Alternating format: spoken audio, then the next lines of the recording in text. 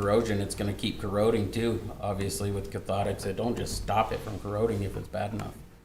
So we're still gonna have No problems. those issues. That we'll have to maintain it and look at replacing it, you know, the Band-Aid. Kinda. Yeah. But the first thing I think you need to do is stop it from degrading if you can, and that's the cathodic protection. You know, unless we're gonna replace the whole thing, but still, when we get done replacing the whole thing, you still need cathodic protection at the end of it, unless you do it with total plastic, but, Exactly. yeah.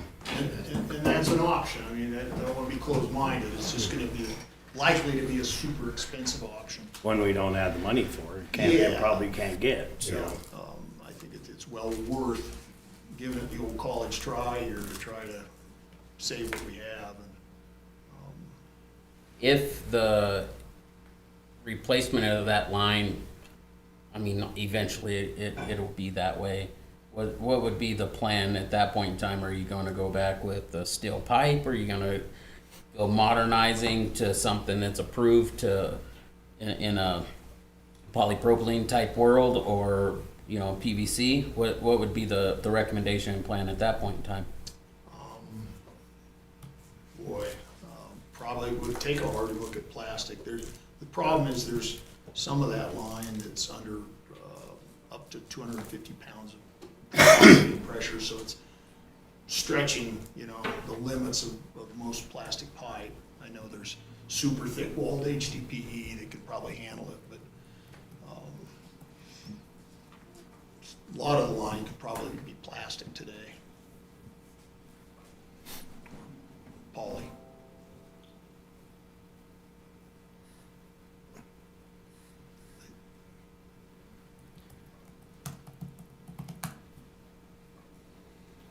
So with that being said, so like tomorrow morning on, you're gonna be out doing what? What's the very next thing? What is the very next thing?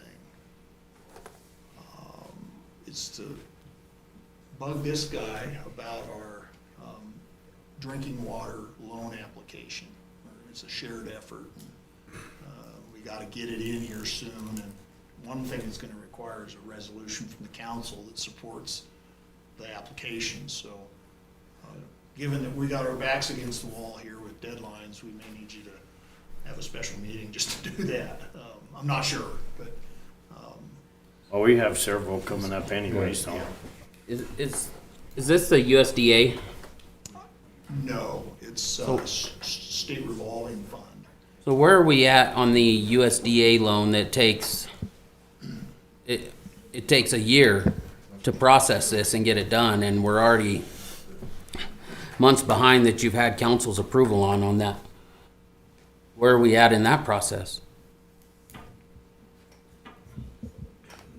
So right now, we're looking to get the signatures, the e-authorizations, and like from the city's mayor, from the other staff that we have at the city, to move forward with that process, to have an affidavit from the attorney. There are a few things that we're working on right now on the USDA side to move forward. We just got approval. This is a really long way around this, but we just got approval for the letters that we're using for environmental notification, which is part of the process. We'll be sending those out hopefully at the end of this week is my hope. And with that, it'll help get initiated into that system. I've got the original certification of incumbency that's been done for USDA has been completed by the city. And that was one of the smaller steps in the process for USDA funding. But in that, USDA is about a 9-month process from where we are now through this process until we get boots on the ground. DWSRF may be substantially faster, and that's something that we're looking at, is getting that application complete. And then I believe they meet in June, is that correct? They actually meet in September. September, but we have to have initial application in like 120 days. They have their meeting. Yeah. So with that, we don't currently have the funds to do the work right now. But with pursuing these loans like DWSRF, we'll be able to get that moving forward as quickly as possible.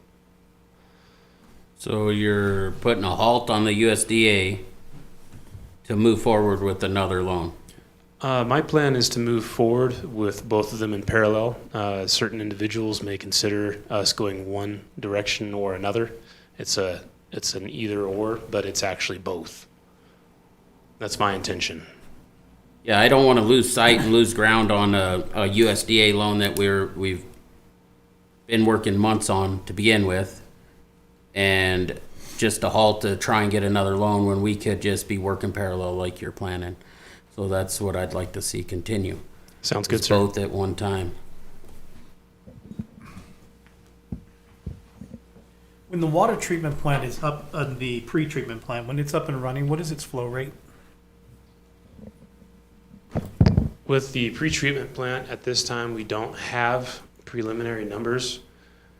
My expectation is if we get it up and running is about 950 gallons per minute is my hope.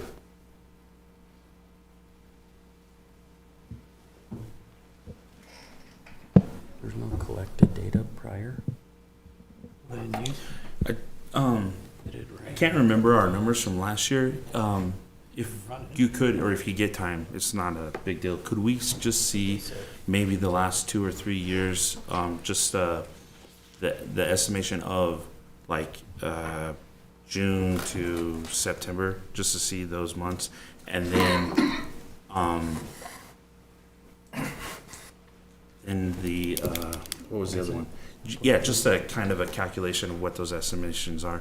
And it sounds like you guys are with the USDA loan, you guys are still on top of it. You guys aren't behind on it. You guys are moving ahead pretty good with that still. So thank you guys for keeping up with that. And may I ask a clarifying question? Yeah.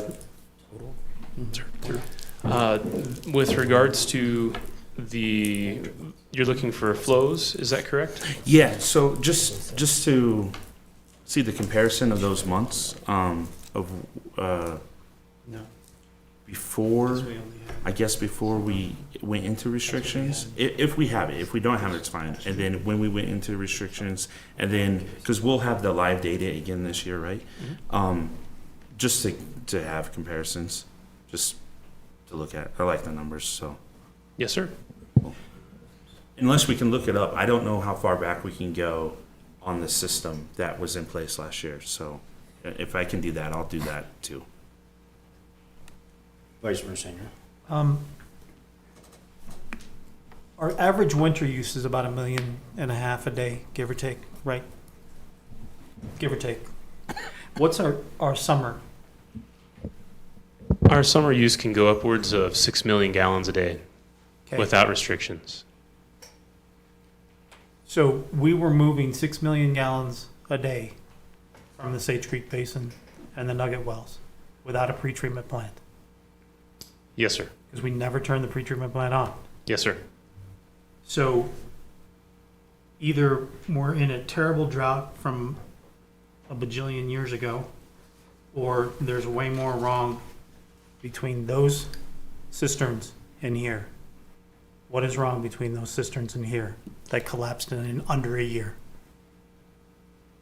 Okay, that's a great question. So, going to the last Wyoming Association of Rural Water Systems, we saw a presentation by DWRD, and I believe it's DWRD, where effectively our drought has been so substantial this year. It's had a major, or prior year, it was so substantial that even over a 3-year period, a rolling 3-year period, we're still in a drought.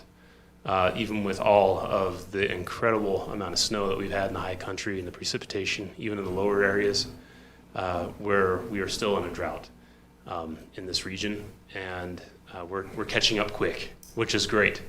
But with my understanding on prior work by groundwater specialists is that we have about a 2-year infiltration period into our aquifers at the Sage Creek Basin. So you see about a 2-year lag on flows into that. And most of our spring boxes, as you saw in the drawings, they don't go deeper than 5 to 8 feet. So it's a very shallow aquifer. So you said a 2-year drag?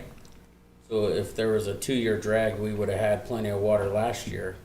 Because 3 years ago, we had a extensive winter, not as bad as this year, but 3 years ago, we had an extensive winter. I Would've can't been speak to right in that. there. Wouldn't So- it be consistently year after year? You would have to have the be out of the drought to see that drag go away, right? You'd have to have moisture every single year at high levels. Otherwise, if I understand correctly, that year that we had the high water, and then every year that followed, we never got out of it. That's my understanding. Well, it wouldn't be a 2-year drag, though. It's the information that I have, sir. But I will also say this too, Mayor, is that we have a number of improvements that were done prior, within the past 20 years or so, that were not necessarily engineered, where we've seen failures coming from, especially Spring Box 12. There are a number of junction boxes that have collapsed at the connections because, well, not collapsed, they've actually floated is the term for that, because they were not anchored. Somebody had decided that it would be a good choice to go forward with a less expensive option, which is understandable, but no engineering was done with it, and the vaults floated. And so that was about an 8 to 12 inch line that came in, and there was only a pencil amount of water coming in last summer from that area, and it accounts for all the snow fencing that we have up there. All of that whole larger section of basin is affected by those junction boxes, and there's really nothing happening there. Can you go back to that, where all the spring boxes are themselves, and show us where 12 is? Okay. 12 is kind of at the north end, or the up the page, and in that cluster there near the end of the red line. So that top, Reservoir. the top, Yeah. and then it's at the end of that red line, Right at the end of it, yeah. right at the top of it? Is that, am I guessing that's what you mean by end? Yeah, I honestly think that red changes to orange or something, but Oh, okay, yeah, okay. yeah, the project that was just finished ended at 12, right? Honorable Mayor, the project terminated at Spring Box 13. We have an 18-inch line there that's been prepared so that we can continue into the future if we want to expand up there. But that orange line from Spring Boxes 14A, B, and C, there is no water coming from that. Is that because there's no water in those cisterns at all? Or is it because there's a collapse between them and that line? So it's basically the manhole floated like several feet, and now they're actually sticking out of the ground. So all the pipes that were connected to it are no longer connected. Nope, okay. We didn't repair any of those last year. Okay. No, sir. What's the projected amount from those? We don't have any data at this time, but the beauty of the level 1 study that the city has pursued with Senator Hicks and Honorable Terry Wytham have gone forward with will be something that we're looking at and examining and looking for a solution to get more water to our system. So in this picture that we see right here, of these that we're looking at, which ones are still wood? The black lines, Anything that's gray? yeah, yeah. And is it gray to the number as well? Or is that number actually on that line, it's not connected the way you have it shown there? Or is that an actual line from 3 to down to that gray line? Yep. And is that wood? Yeah, there are laterals to the spring boxes that are just smaller diameter. So that right there is a lateral, Yep. and those are still wood? To the best of our knowledge, yes. There has been some targeted repair work done all over this place, but, Well, by looking at this, it looks like they're all wood, because they're all connected with gray. oh, I see. Does that make sense? Yep, So we don't know, though, actually, by looking at this, we have no idea which ones are wood. We have no idea which ones are wood. Yeah, I won't maybe- say that because you clearly know what they are. So if I say one is wood, you would say yes, no? I would say yes. Okay. So is that most of this area right here on the Yeah. bottom is fairly, is still the old stave pipe? Beaver Creek is that drainage. Thank you. Okay. Yeah, and it was prioritized or deprioritized for replacement because 2/3 of the water historically has come out of the Sage Creek Basin. So it's coming out of up there? Yeah, so the decision was made 2 years ago to, if we're gonna do something, let's go for where we're producing more water. Okay. That offshoot, that, I know you talked about the orange line that it, on 14A, B, and C. Yep, Are we also having the same issue on the orange line that is, branches off to the left there? 8, 9. Is that what those ones are? 888. Honorable Mayor, yes, it is an area where those plastic vaults were used, Okay. and you can actually hear the water flowing Under. the vaults in those. Going past it, Yeah, not stopping in it on its way. right, Where and we not would- obstructed. Okay. I think it's So- because there's, some of those were set directly on the shale stone, and so Oh. it's not as obstructed, whereas I think that there's a lot more clay and other fines towards the junction boxes 14. When you talk about floating and it's visible, comes out of the ground, is there a way to preserve those and reseat those in and preserve? Because a lot of times when something floats, you might disconnect here, but your infrastructure portion might stay the same here, right? If it's done, and this portion just might have floated out. So is there a way we could unbury that, utilize what we already have there, and then portions, reseat them vaults with less cost to us?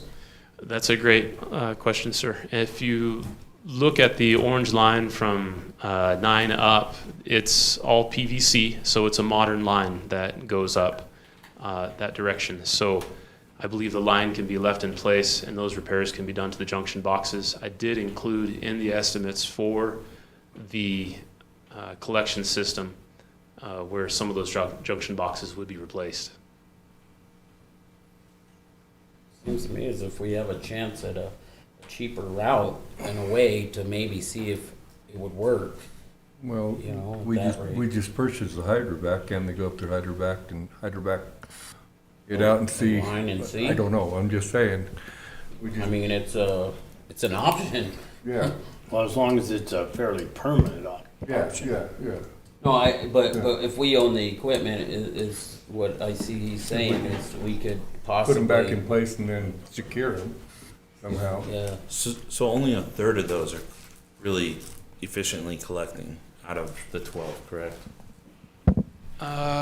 So I would say that boxes 10, 11, 12, and 13 are effectively collecting. 9 has some efficacy there. Okay. But the lion's share comes from 13 and 12. Yeah. And So just those two are bringing in the majority. Okay. That's Yeah. impressive if they can do that much just alone. It is. It also lets you know how much water is Right? not being collected Yeah. off of What's that that? mountain. yeah, that seems like a highest priority right there is to try and get as much collection off of those as possible, even if we're leaking some on a transmission line, you're collecting more than what you would collect more than what you would be losing for dang sure. may I make a comment, Honorable Mayor? So with regards to the collection system, we did just receive a grant and we have a full match for that to accomplish getting those junction boxes and collection boxes and all the feeders replaced. We're waiting on the agreement from the State Lands and Investment Board to come in. I have not seen it yet. and we're waiting on that. And as soon as that is received and the agreement moves forward, we can pull the trigger on another project and get it designed, bid, and built. The nice thing about replacing those is they're not They're gonna working pump. anyway, so you're Yeah. not gonna cause any downtime, it sounds like, if you did do that. 100%. So. That'd be so- awesome if we So could is do it that. something that we could get plans going somehow to begin with, so we can get, so we ain't 2 years down the line before we get this finalized, because we do have winners. Yeah, that's a great question. So on our prior SLIB MRG grant that we received, we had the document here within a month. This time around, it's so far since we did our application, it's been 3 months. About. So right now, I'm not sure what the delay is, but we're working with Beth Blackwell from the State Lands and Investment Board to get that information. You said we were awarded the grant, correct? My next thought would be, could we start the engineering now? Just start it now? Well, that's what I was and saying. get that going with money we Is- have? Yeah, that's what I said. Is there any way we could start the engineer, so we'd have that done whenever we's ready, so. Yeah, we I could believe so, be sir. ready to go out to bid and, yeah. I think we can go ahead and move forward with doing an RFP and following the state's Yeah. processes. The only thing is, with receiving the grant funds, I don't know what stipulations are a part of that. I know that with, for instance, on our SCADA system, where an RFP was advertised, it was where WCDA came back and said, well, hold on, you need to wait for us to get your environmental clearance on this prior to doing your RFP. So I would have to check on that with SLIB and see what they say. But we have matching funds, so we could proceed on that immediately. it'd be nice to get it going. Yes, it would be. One other question. Can you tell me the outputs on the nugget wells? Did you want to speak to that or should I? I'd be guessing. Okay, so when we first open up the nugget wells after letting them rest for a season, they come to about 800 GPM, Both or one?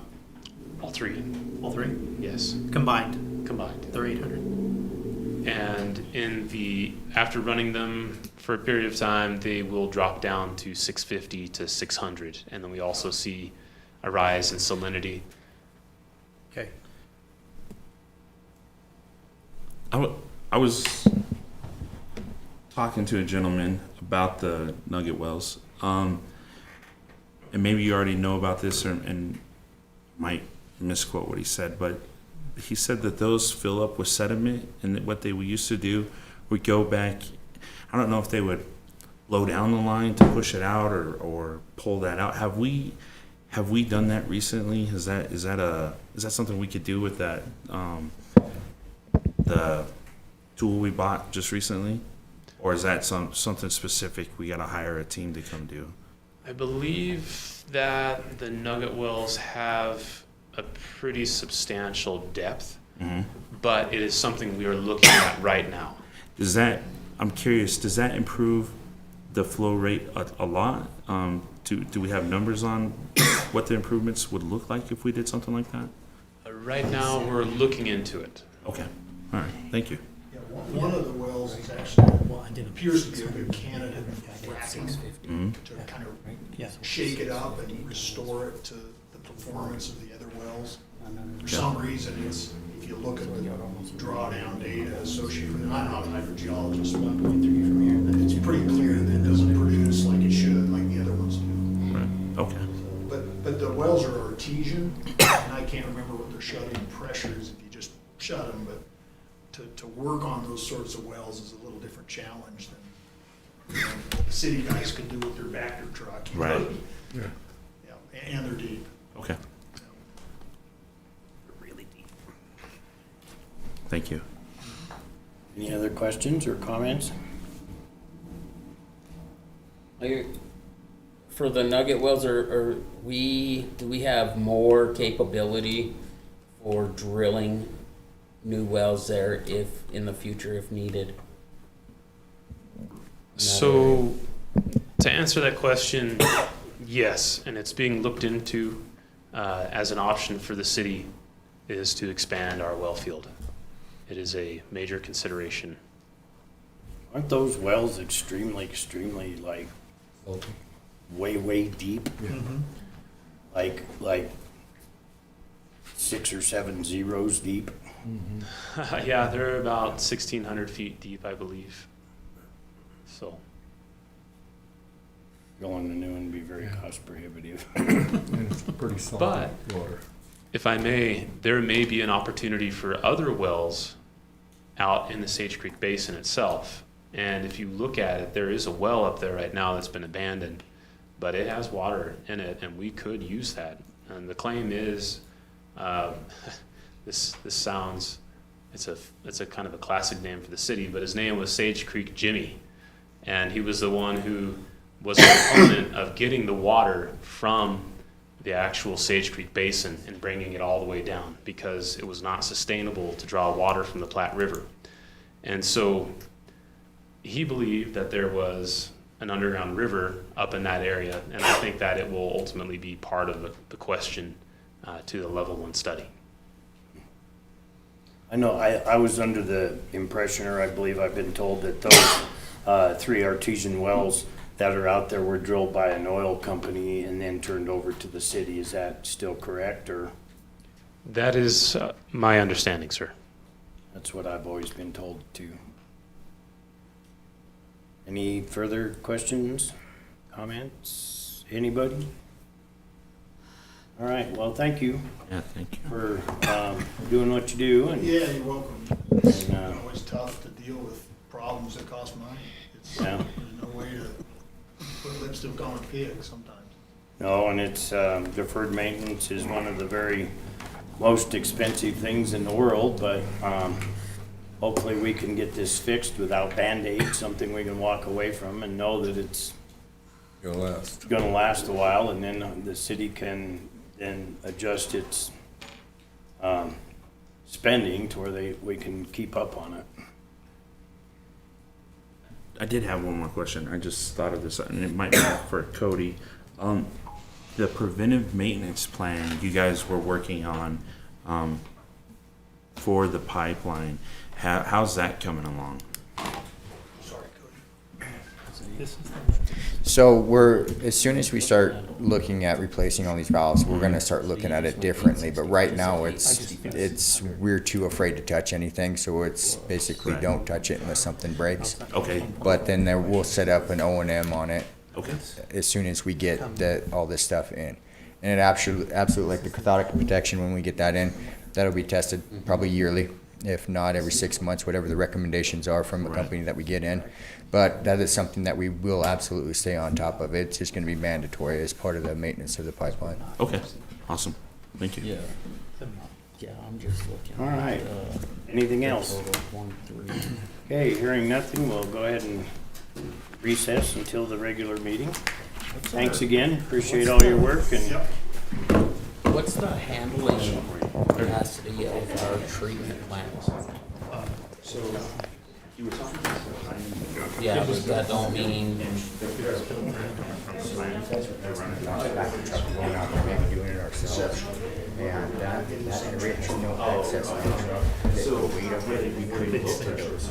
It's always, it's mushy and And crappy. those bolts are actually plastic bolts. That's why they're floated to the top. It's like a big bobber. they were never anchored. A big bobber. They were never anchored. They weren't. They were never in concrete core around it. So they just pushed right to the top. Sounds to me as if, sounds to me as if, you could just reset those. So when you get up here in the basin and you're driving down and the reservoir's on your right hand side and all of that mushy area is on the left, and it's always mushy. Mushy every single year. It's mushy. I don't care how many we have, that's mushy. Yeah. Okay, where are those relationships with that mushy? Okay, so if you're going on that 503 road, and the courthouse and the reservoir, go up over the hill and turn a corner, and there's a two track road that goes back around. Go out there on Goes I right should never back drive around. back there. Okay, so now I know I need to Yeah, go we've further got back. you have to go up over the hills, around the corner and down a couple hundred yards. We have plowed out a big road to get back in there, and it's actually pretty easy to see. It's a Okay. two-track dirt road, and you can go down in there, and it drops over a hill, and all the horsemen boxes are right there. Okay. You can see them. So the ones that we went Take to, a trip out there one day. well, I've been out, but the ones we were probably, that we went to were the ones that you first come to. We never went any further than that. We went out to where the reservoir was, blah, blah, blah, but we didn't. Yeah, Before we I went to the think spring boxes. What you guys went to was the main spring injection box where all the lines come into the one box right next to the reservoirs. I think that was- No, it's actually before you even get to the reservoir. There's a Oh, couple oh, of okay, boxes so- on the left. On the left by the That's weather Beaver station. Creek. That's Right, Beaver Creek. and that's where we went. We just went there and they popped the lid open and said, hey, take a So cup of you water know out of that this big- and drink it. That big pond, that big pond that's right there, that's our wells leaking. We're making that. There's one box right up on the hill around the corner by the old snag tree. And it's, the water's flowing out of the ground and creating that pond. So I guess that's kind of the question is, we have this that's up here and we have this that's over here. But it's only two boxes in what is up here that are generating by our calculations Majority of about, our floats, yeah. right, which is give or take about 700,000 gallons Yeah. a day. When we hit that speed, that peak time of year, putting out like 6 million gallons, that was years ago when we had flows, and they just started going lower and lower and lower over the years. Right, but how much water are we not getting? Oh, that's what I said, this will be a paradise if we can collect part of this water that's up there. And that's why But it's it, not to me, this it amount seems, that it was seems like it's a no-brainer to go try and reset those for minimal cost and reestablish. The pipe probably is not collapsed all the way down. It might be It's probably broken just a broke little. off where the bubble was. So why I would we actually not? jumped down and got inside of them, and you can get in it, and you can feel the water about halfway up flowing around it, you hear it. There's so much water right there, it's insane. So now, how much are the spring boxes themselves? If we were to just replace them with a regular heavy duty spring box? Because they're not very big. I thought they said they were 30,000 a Yeah, so they're about 30 to 50,000 a piece. which is. So what they have to do is, it is concrete ponds, but they have to create an injection system on the bottom. So you have to create like a big base rock system, so the groundwater can come up and then whatever's flowing through it. So it's not just the box itself, it's actually building it and then setting it in there and attaching everything. Well, I've seen them done a couple of different ways. So you have the box, Let's look at it as soon as we can. and then above the box, they have a I looked at it today. There's Y, and this is just like a solid wall, and it forces all the water to come down, and it fills into the side of the spring box, and it goes back out of the spring box and continues on its way. And all it is just it's like a wall. And it just has a or a fitting that just runs through the wall into the spring box. Instead of coming under the spring box, it comes in the side of the spring box. It's both, ours are both. You get the ground that comes up, and then Right. we have pipes that go into it too. And are those where the water drops through the pipe? Yes, those are our inlet lines, Right. and then we're catching everything coming up from the ground too. So we're catching two things. with the Okay. boxes. And see, that's, for me, when I looked at that, I went, you know, if there's that much water coming from two spring boxes, I can't what tell you is guys the how much amount water is up of, there. We will have more water than we know what to do with. People can throw the hose in the street and let it run all night long if we get half of these connected. We won't care at that point. It'll be in a and place- is the difficulty in getting them reconnected, is the difficulty in that they're collapsed outside of the spring box into the main lines? The hard thing is too, we haven't been in there so long, we don't know what the lines actually look like. So Well, we know what that they we know don't- the vaults they look like. Yeah, we know they don't work. We know they're not giving us any water. Yeah, yeah. So it either it's not getting in the spring box, or it's in the spring box but not getting anywhere else. Yeah. But if it gets into the spring box at that point, it's just going into overflow. It's just gonna flow out the overflow. Yeah. Where's it going? It's coming out the overflow, it's just Well- going on the ground. The animals out there are drinking very well. Yeah, That's what I think. well, Well, you can always tell that because they're always There's- splashing in water. It doesn't Yeah, matter there's- how dry it is for us. And You we go up there, it's we mushy. it's all We still green. have, on On that ridge, we still have a creek that runs through it. Yeah. A full-flowing creek. So. That's the what I mean. amount I'm of like, water- okay, I get it. I Yeah, see. the amount of water, And, just the Springboks collection project will give us more water to our system than, Well, our system was built for 40,000 and those boxes filled 40,000. well, the next thing we're gonna have to do too in the future after we fix all this is we're gonna have to look at updating the plant, because the plant won't be able to hold as much water as we're getting to it, or be able to process that much either. Yeah, but we don't need to. But we just divert the river, You just don't divert it. have to use the river water, then we can just use it and then back. Well, that's, to- and that's how it came River, about that we yeah. didn't use our pretreatment plant anyways, Yeah, because yeah. we had so We had so much much, water. That the pretreatment plant was unnecessary to the Until equation. year before, until last winter And I it's all can put get you- running. So we have a trend over the past, I think it's, I wanna say 15 or 20 years, but you can see how our waters go like this, and it's like a 5 to 10 year span, where it Mhm. goes up and down, and we get more flows. And it's an absolute trend. There is years, Yeah. and the reason why we built the pretreatment is because years like this, we went into no water, and everybody's like, well, we have to get water, so they built the plant, and then in 2 years, the water trend came back up, so we were So don't producing. use the plant. Yeah, well, and Well, we, what's gonna happen? That's what I'm afraid of. Yeah, don't use the plant. That, or we turn it into another DE plant and put more water filtration, and if we get more water coming in, we can. Can you split it so it uses half and half? Not really, because of the way it's It's set up. just a supplemental plant, Yeah, it is. right? That's all Yeah. it really is. Just so you know, we are still live. We're Yeah. staying live till it starts. That's They what- said, so just so you guys are aware. Yeah. So. didn't say nothing we wasn't supposed to, I don't think. No, this is all that Yeah, we're. yeah. But yeah, it's yeah, pre-treatment. Well, but I is- think that's, I mean, looking at that and seeing that many spring boxes and going, only 2 of those are generating what we're getting now. In the Just same- 2 of those. In the same spot.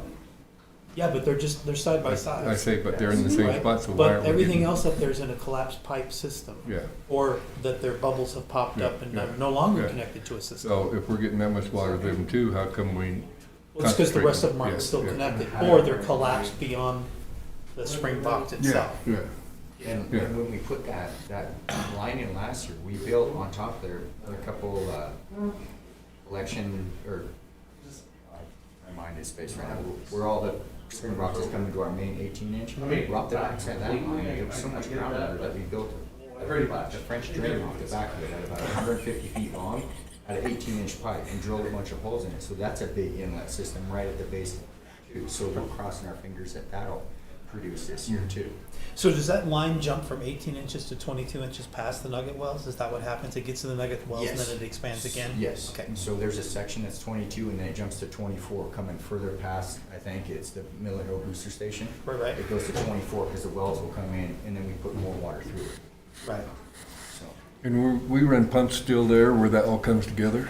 what's that? We run pumps there where all that comes together? It's just a booster station. Yeah, So yeah. when we get Yeah. later on in the When it does, you don't have a summer. max flow rate, you Yeah. can pull. Yeah, we can pull a little bit more in Right. when we get later Yeah. into the summer. Okay, Yeah, thank you. thanks, Cody. Good, good. Absolutely. We're in trouble again? I live in I say we are. This is normal. We're giving the papers, we're in trouble. Of course. I'm good, how are you, sir?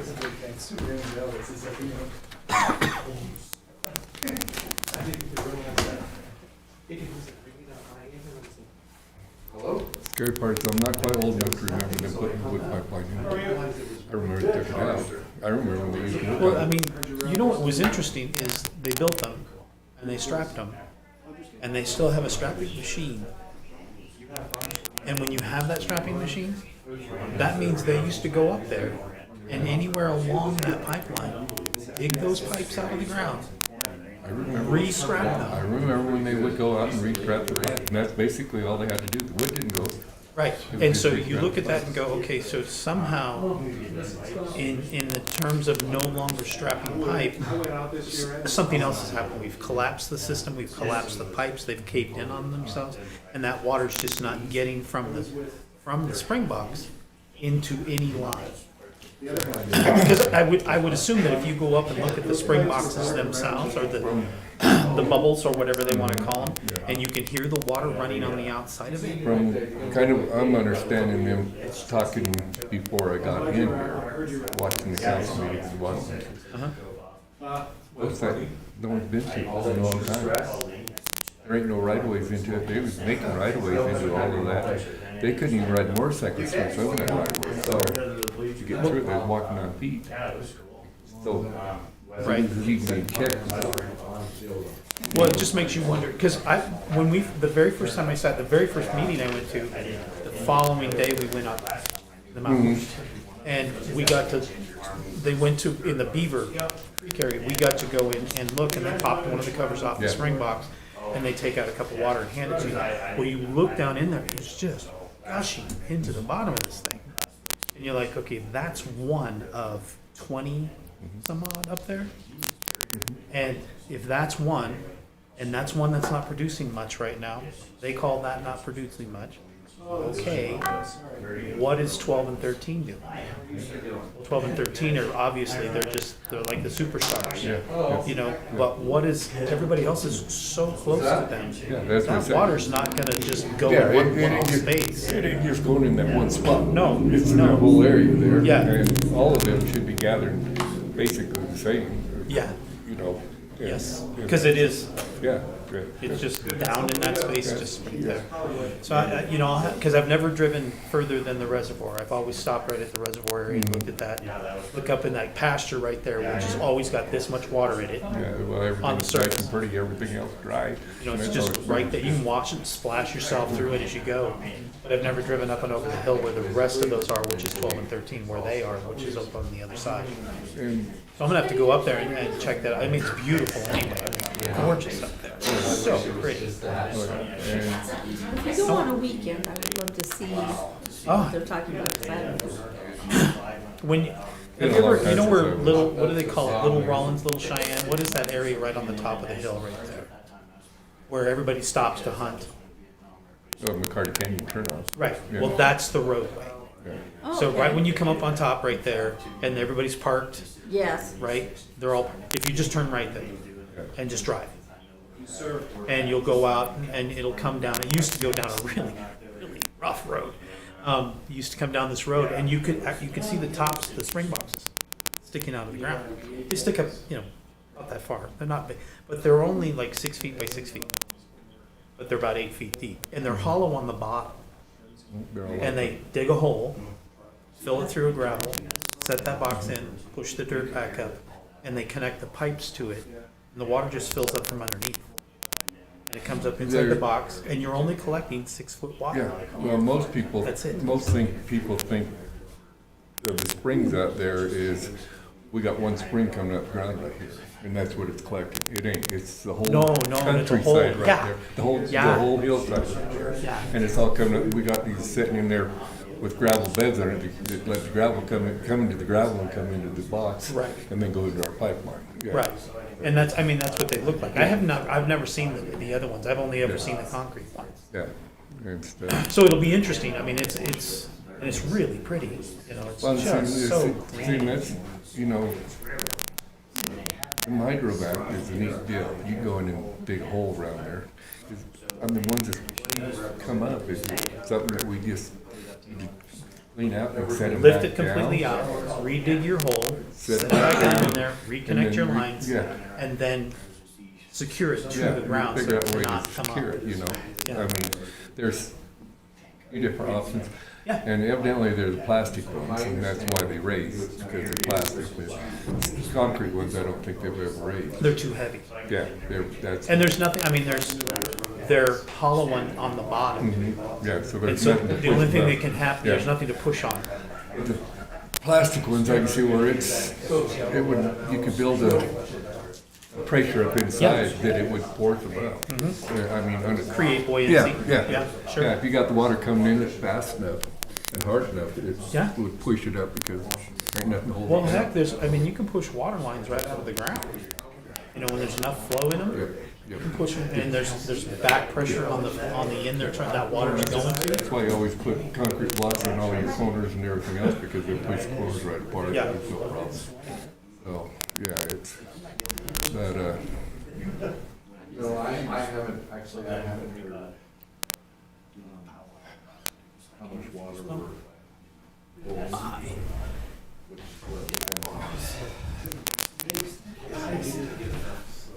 Which that's the thing, if it melts down south, if it melts like as fast as it did here, when as soon as it warmed up. If it melts that fast down and the water doesn't go down the ground as it does go into the reservoir. Sounds like a good time. That's where you need to keep it. So we want It's been so long since I've had to broadcast through Zoom instead of through the back equipment. I'm like, okay. I've actually got full streams going now because this stream doesn't have the greatest sound quality. It has images. And the other one has really good sound quality but no picture. So Combine those two somehow. maybe afterwards. I might have to do that if I really focus my free video editing software. There you go. But definitely not live. I don't know how to do it live. Well, I do know that. How are you?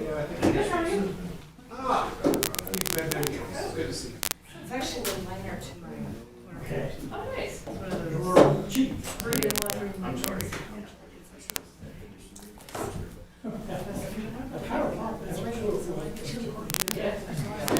I changed up my appearance just to keep everybody guessing.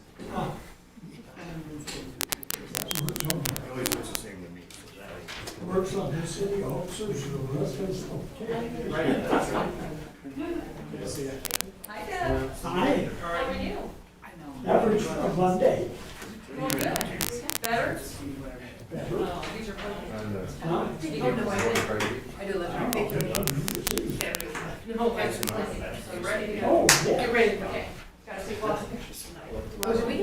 Nice, lots of work. And look, you know, say, yeah, you probably right when you come Hi, back. how are you? I'll get mad over something. I said, if I'm still around, sure. Are some of those really fun? So I always love that. Feeling those awkward. Look at that. But it is mentally exhausting. It is. But don't go, you should tough too.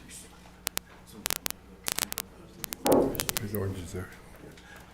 I don't need them. I don't need them. April was like the longest Monday. Still be there. Huh? Then it'll still be there. The whole month of April was the longest Monday. Well, I think Let it it should Saturday. be a little easier. They were. You think April was a Monday? I thought it was February. To me, it was January all the way to March. It was kind of a long, long hard winter. And there's still huge snowdrifts out in the country. Yeah. Yeah, we should go to Rock Springs for the high school band. They do a festival. How high is it? In the break. I know where we no, it's still out that way. Oh. Kind of so you an announcement to make, but I'll do it later.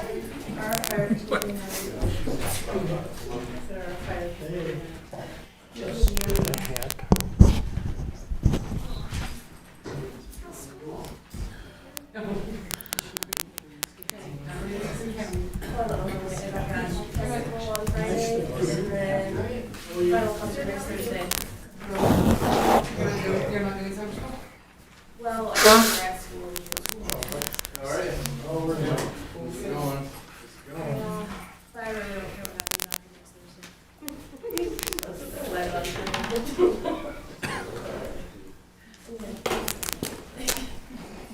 It's great. It's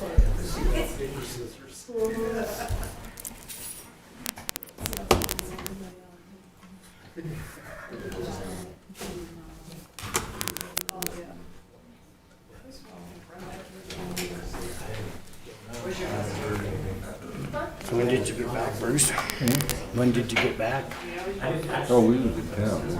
Doctor was here. Oh, I thought you were in Salt Lake or something. I'm thinking, man, you gotta drive like crazy to get back. No, this morning we was here.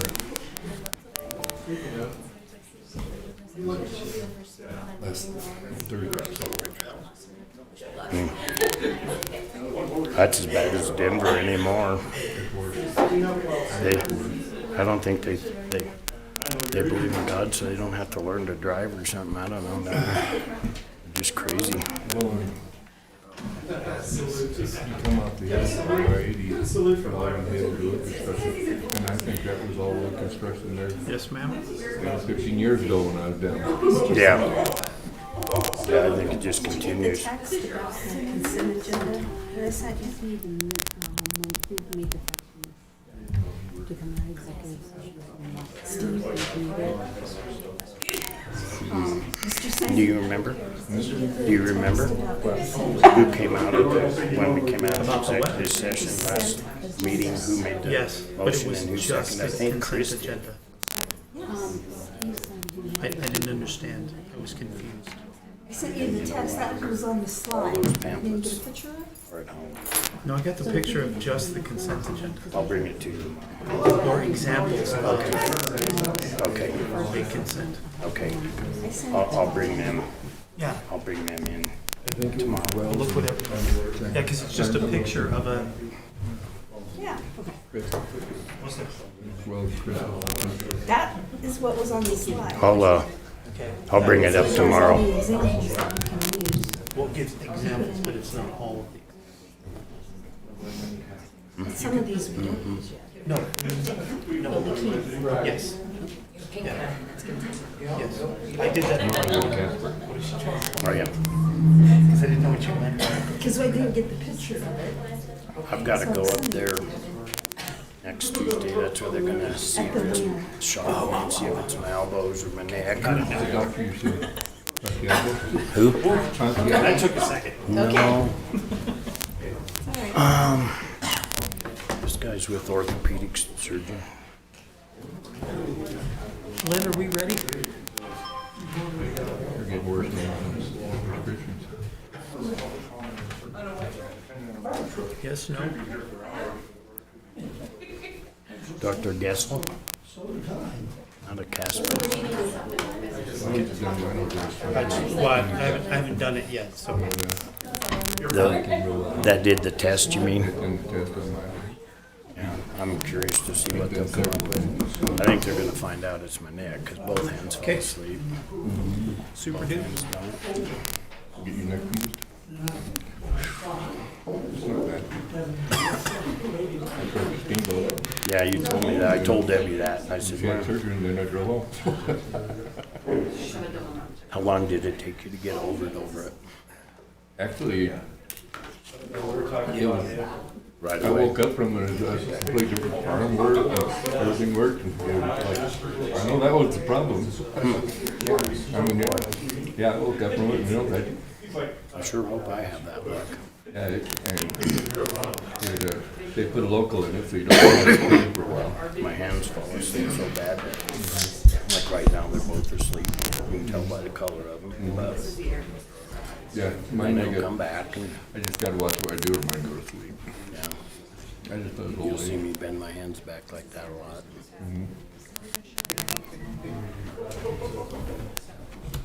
Did you make coffee? Yep. You should go make you a cup real quick. Tastes good. Just so you know. Did you hear that, Lynn? No, I did not. He made coffee. She was in there when I did. They didn't have one there, you could have made it. I could have. It's your own fault.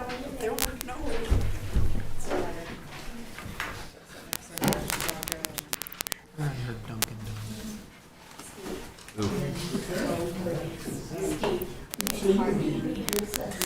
What is this?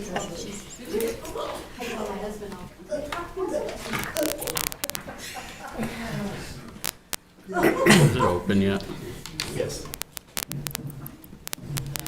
Okay. Yes, yes, yes. It is.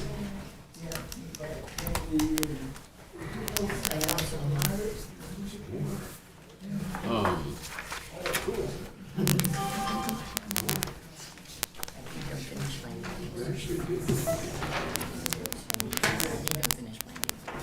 here we go. Regular meeting, right?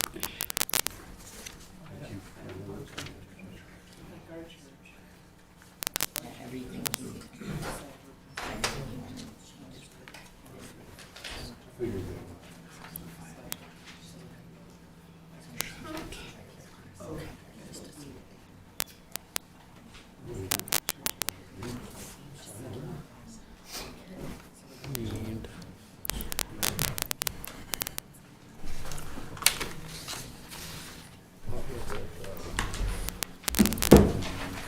seems like it could be a long time, huh? Pretty trying to do something. Yeah. I'm sure this thing's gonna ask the update that I've pushed off for like 5 meetings. As long as it don't force it, you know, it'll be all right. I'm okay with that because I don't mind it if it does it at the very beginning, but Like I've a had work to do it in session? the middle. Oh, yeah. And then it takes 5 minutes to catch up, and in the meantime, more than 5. It Yeah. gets really it nice. seems like Yeah. a lot more than 5, that's for sure. Oh.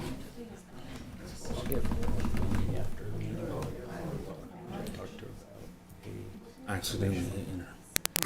Did not mean to. I just think it's great. Yeah, just lay your ground. Reset doing this. Yeah. What's it doing? I don't think we should have. I have no idea what it's doing. It's thinking. It took me 10 years to find out my password. Right. I already talked to you about my. No, Well, at least that one more minute. I've made it here. Yeah. Good for me. Go team me. Oh, jeez. Okay, here we go. I want to start early. It's a good Would be nice. work session. It didn't seem too horrible. What is that? No, this is just Everybody was here the last meeting, correct? on one of the minutes on the consent agenda, we pulled it out. The 4th. Yeah, one of whatever needed pulled out. Yeah, that's already pulled out to be right after. Right. And I was looking, I was like, hey, that's the same color. That mean that's off too. Okay. Just save a little bit of time. That's the Sounds beauty. That's good. where they take you. So that you can see the systems. That's where they always take you. Yeah. They don't take you. And that was the one I went to, and it was like coming out of the ground. It was like going, geez. Don't show me so much water. No wonder there's water all over the ground. Man, it's like some It's okay. You don't, I don't care if anybody likes it or not. It just tastes good, I'm telling you. All right, with time 7:30 has arrived, and so I'll call this meeting to order. Please join us for the Pledge of Allegiance. I pledge allegiance to the flag of the United States of America and to the republic for which it stands, one nation, under God, indivisible, with liberty and justice for all.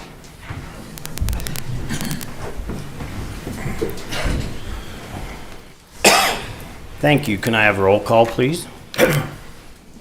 Mayor Terry Weissel, Here. Vice Mayor Steve Sanger, Here. Councilmember Darrell Gardner. Here. Councilmember Tanya Lumen, Here. Councilmember Bruce Seelock, Sure. Councilmember Jacqueline Wells, Councilmember Chris Weisenberg. Here. All right, thank you. Next thing on our agenda is to approve the agenda. I would entertain a motion. Councilman Weisenberg. I move to approve the May 2nd, 2023 City Council agenda as presented. Second? Been a motion made and seconded to approve the May 22nd, 2023 City Council agenda as presented. Is there any discussion? Seeing none, please open online voting. Online voting is open.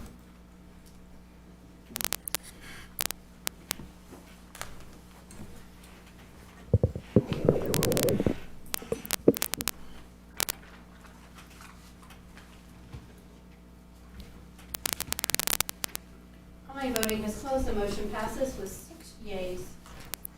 All right, thank you. The next thing on our agenda is to approve the consent agenda. Do I hear a motion? Councilman Weisenberg? I'd move to approve the May 2nd, 2023 consent agenda as presented. Second? There's been a motion made and seconded to approve the May 2nd, 2023 consent agenda as presented. Is there any further discussion? Seeing none, please open online voting.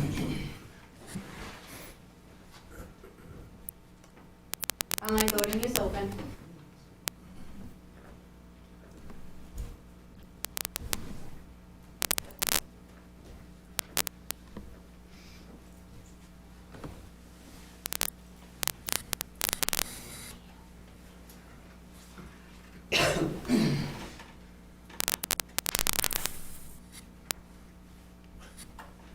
Online voting has closed. The motion passes with 5 yeas and 1 not present. The 1 not present was Councilmember Gardner.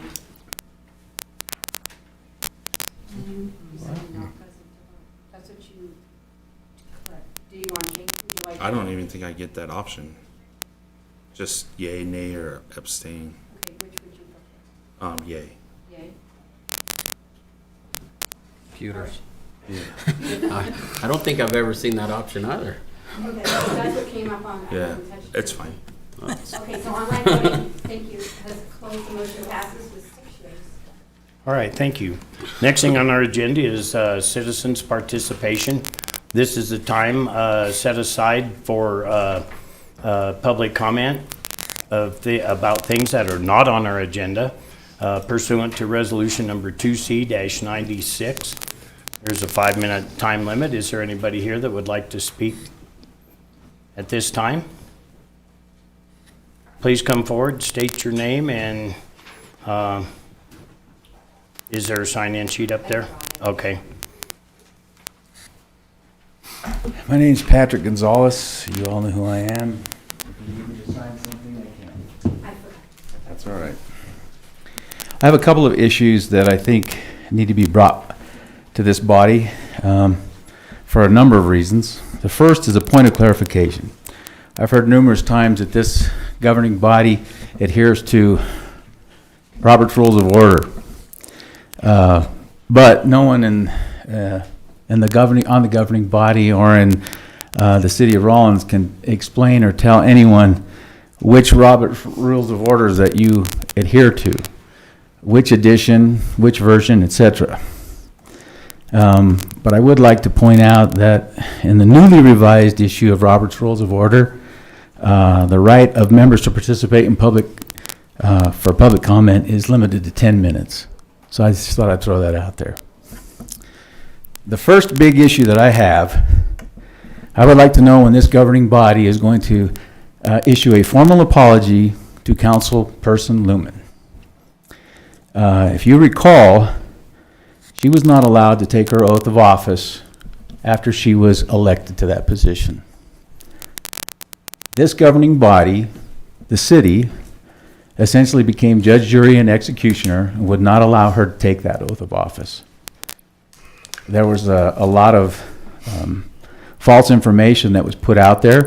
Yes, she did take a donation, but she promptly gave that donation back. And this group attempted to threaten her with legal action for perjury. Yet the Secretary of State's office and the county attorney found no criminal intent, no criminal wrongdoing, and yet they still attempted to keep her from taking her seat. The mayor has stated on more than one occasion, we do have term limits every 2 and 4 years. Well, the people spoke, and you attempted to prevent her from taking her oath of office. The second point that I have, another formal apology, in my opinion, needs to be directed to Rose Kane and Dirty Boy Sanitation. For the better part of 3 months, members of this governing body parroted a false narrative that Dirty Boy Sanitation owed the city of Rawlins $160,000. After numerous records requests, not only by Rose Kane, but also by her attorney, Amy Bach, turned up nothing. No evidence, no facts, no documents to support the claims that she owed the city $160,000. It was parroted numerous times by members of this group. It was parroted in public by people. 3 residents came to our office, spoke to me directly, asking if there's anything that they could do to help remedy the situation. I was told on 3 separate occasions that Dirty Boys would not get their license back until they paid the $160,000. Yet this group could not produce documentation, facts, figures to support that claim.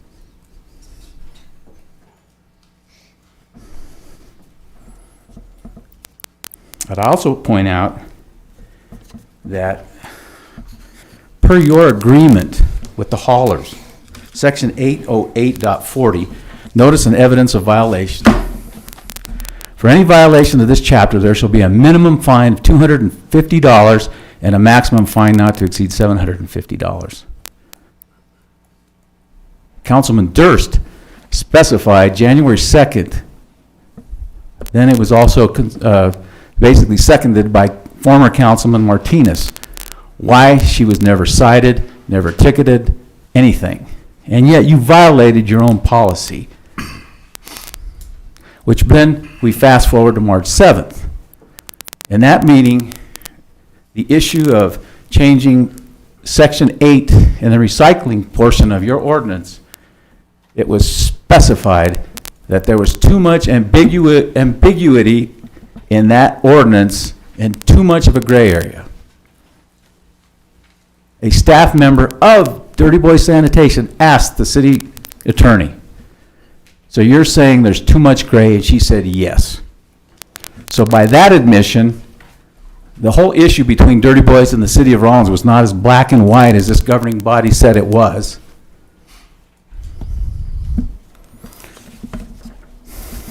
Now my third issue is a little more serious. A lot more serious. And I'm going to give this each member of this council. And I'm going to direct this specifically to you, Mr. Weisenberg, and I'd like you to look at me when I'm talking to you. You have 30 seconds. And I'll do my thing in 30 seconds. If you have a problem with somebody on an editorial on social media, I gave you and the mayor my personal phone number if you had issue with me. Do not ever make idle threats against me or another member of this community. Have the guts to look me in the eye and face me. Your time's up. That's all I needed. I'd like to request 5 more minutes, if you'd like it. I would. Okay, We have to vote. is that a motion? Yeah, make a motion to give Patrick Gonzalez 5 more minutes. Is there a second? Second. Been a motion made and seconded to grant Mr. Gonzalez another 5 extra minutes. Is there any discussion? Hearing none, please open online voting. What is this?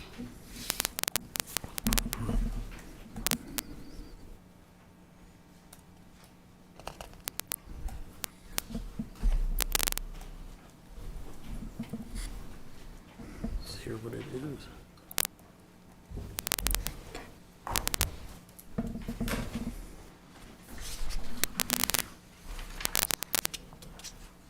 Because, Mayor, this is during public comment, so we'll have to take a verbal. I can do roll call, or you could do it as, Do roll call, please. okay.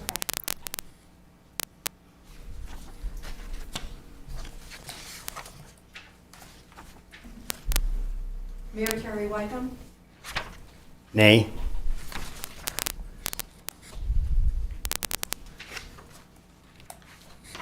hold on one second. Vice Mayor Steve Samuels, Yay.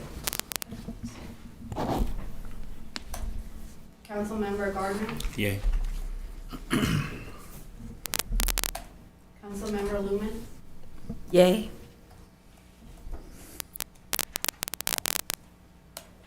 Councilmember Seeloff, Yay. I'm sorry, Yay. Councilmember Weisenberg. Yay. Thank you. Okay, the motion closes and the motion passes with 5 yeas and 1 nay. The 1 nay was Mayor White. Okay. What I wanted to continue to say,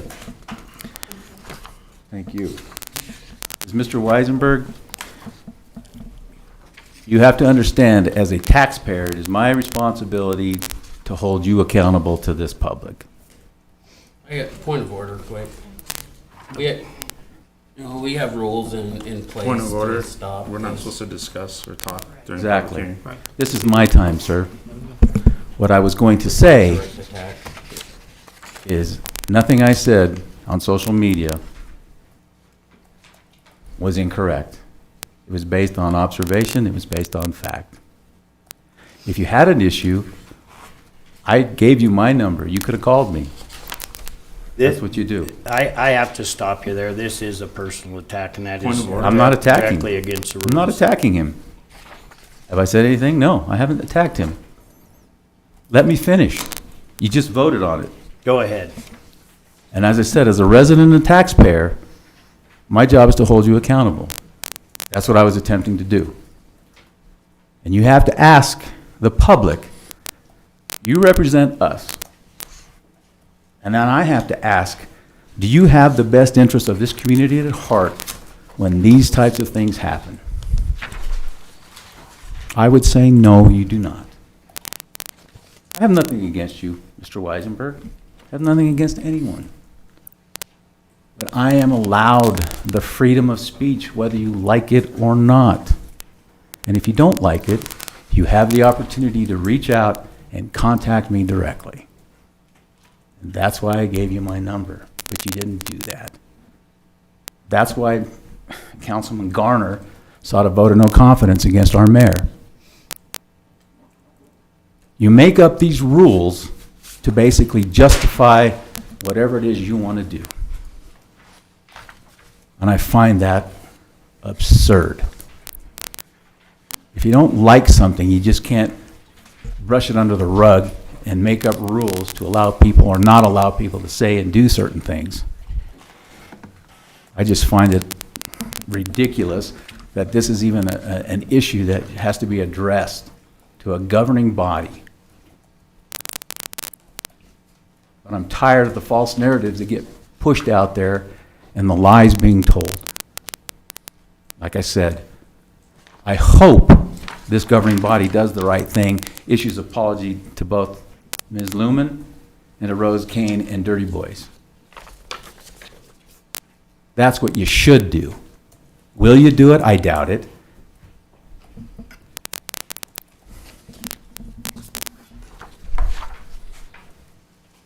Thank you. Is there anybody else that would like to get up and speak at this time?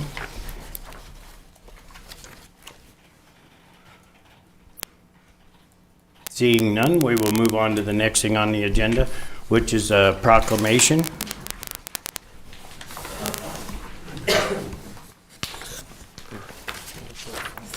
And this proclamation is for National Police Week. It's a City of Rawlins, Wyoming proclamation, National Police Week. Whereas the Congress and President of the United States have designated May 15th as Peace Officers Memorial Day, and the week in which May 15th falls as National Police Week. And whereas law enforcement officers are the guardians of life and property, defenders of the individual right to be free, warriors in the war against crime, and dedicated to the preservation of life, liberty, and the pursuit of happiness.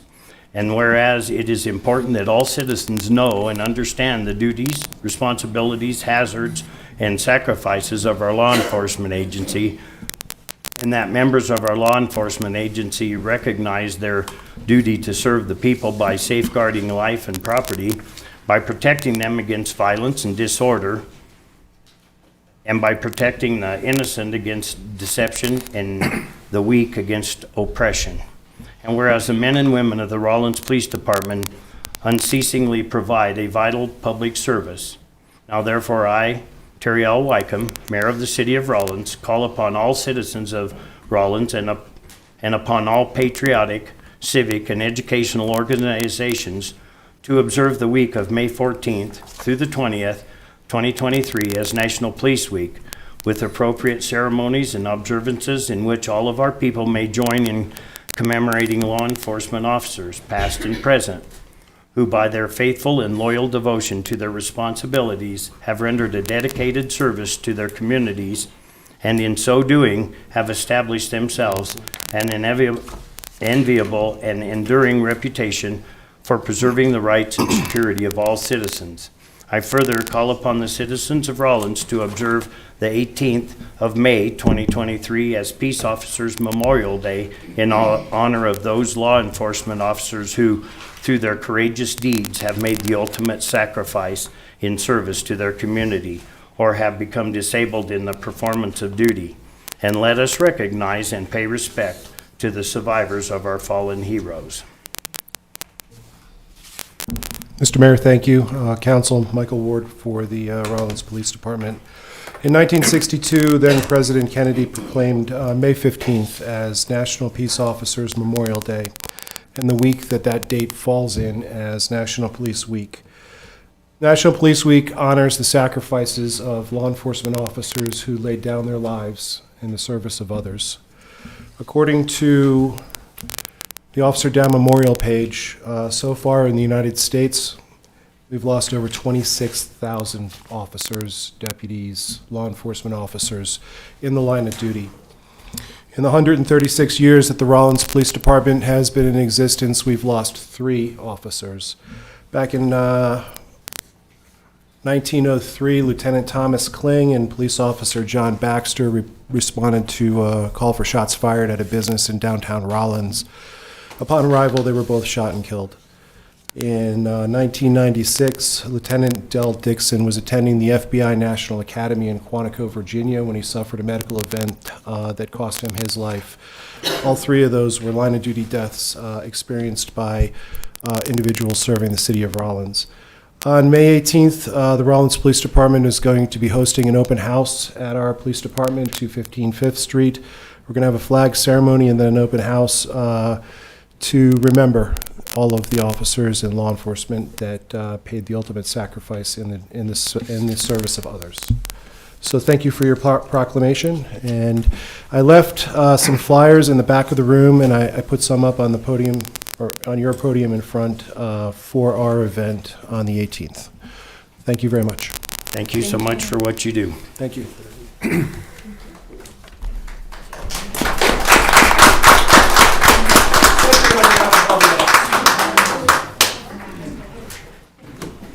All right, the next thing on our agenda is a presentation of the Community Builder Award for May 2023, and I will turn it over to the members of the Rawlins, City of Rawlins Volunteer Committee. We're going to have them come up in a minute. Okay. Do your thing. Honorable Mayor, City Council, thank you. I'll give a background about this great award.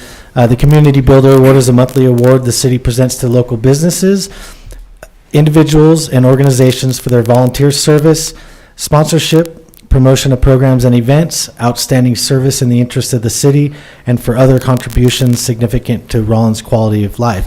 The Volunteer Committee has the pleasure of presenting the May 2023 Community Builder Award to the Rawlins Volunteer Fire Department. And I believe Alan Robinson would like to add a few words to that.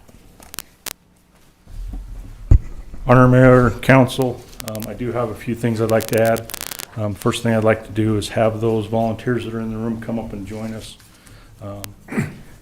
Volunteers and other firefighters we have. So you guys will come over here. We are short of numbers tonight. Life being what it is, I have at least 4 guys that are sitting in an EMT class taking a test tonight, so they couldn't get out. With the refinery turnaround, we have people that are committed there, those kind of things. So we're involved in our community and we're doing what we're supposed to, but right now we're few in numbers and we're here. But I have some other numbers that I want to share with you, and then we'll talk about these guys here in a little bit, okay? Training hours, all these numbers are for 2022 for the calendar year. I could have pulled year-to-date numbers, but this is for the last year. We just had our annual awards banquet. First part of April anyway, April 8th. I have to stop thinking about the date. And these were the numbers that were shared then. So training hours, 4,110 hours, including medical, structure, hazmat, wildland. That is up from 3,109 in 2021. So it's a significant increase in our numbers. Annual responses, 1,045. That is up from 946. So it's almost an extra 100 runs in the year. And I can tell you right now that our runs are ahead of that already for 2023. So we've been very busy. Building inspections, including what the building official has done. I suppose I ought to include her in this group too. She was actually out on an inspection and didn't know if she was going to make it back in time to be here tonight. So 1,845. We've also received or obtained 30 different training certifications throughout the last year. So that continues to increase and be something that we're working towards every day as far as those kind of things. So I present to you the Rawlins Fire Department, or the Rawlins Volunteers Fire Department. We go by both names. We are one team as far as that part of it. So here they are, guys.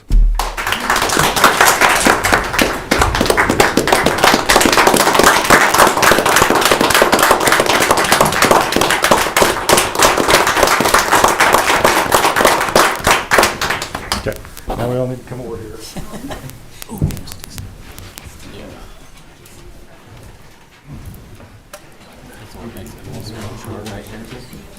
It's all visible.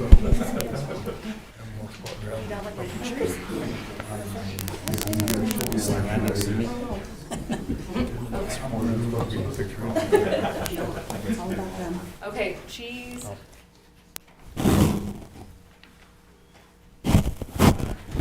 All right.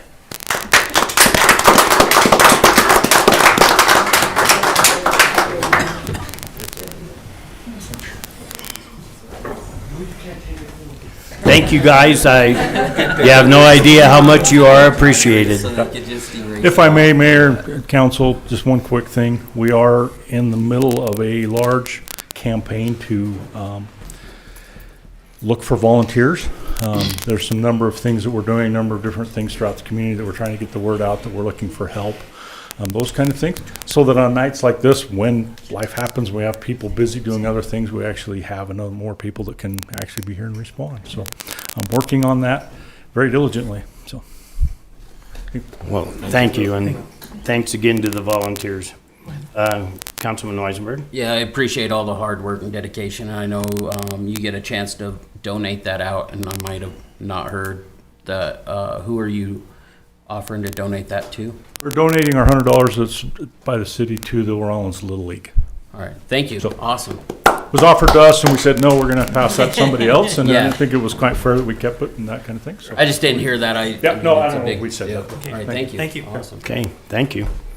All right, next thing on our agenda is the recognition of Rawlins Fire Department Annual Award recipients, and I will turn the floor over to you, Alan. I guess Blaine's not here? No, Okay. Blaine's actually been out of town for medical appointments today and didn't know if he'd be back, so he asked me to take care Okay, of this. well, So thank you for taking over. he was trying, just didn't make it, all the Sure. fun things. And I give him a little bit of a hassle because of it, but we'll get through that. So, as I mentioned a little while ago, our annual awards banquet was in April, first part of the month. And we wanted to recognize those recipients of the awards here in front of you guys, so you could also offer your thanks and whatever to those individuals.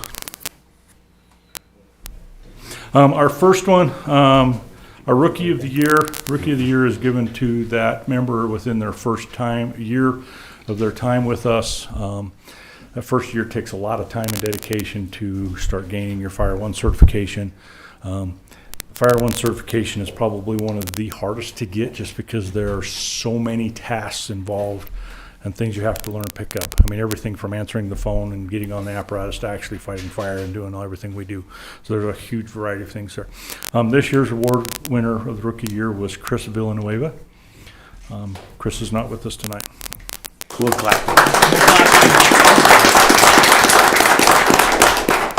Our next award is most training. Most training is taken, that number is taken off of the hours of training that are required of volunteers. We have a certain state statute that we have to maintain, those kind of things.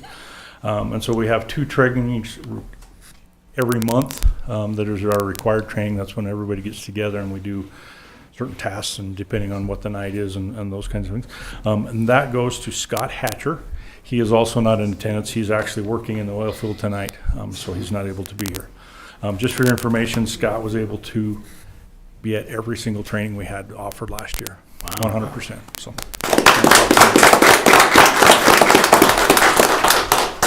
Okay, our next award recipient is not a stranger to this, members, to you guys. Lou Lascano received the award for best attendance. Best attendance is for the actual alarms that are struck out for firefighters to respond throughout the year. I don't have the actual percentage of that, but we'd like to recognize Lou Lascano with that best attendance award. Thank you. Thank you, Lou.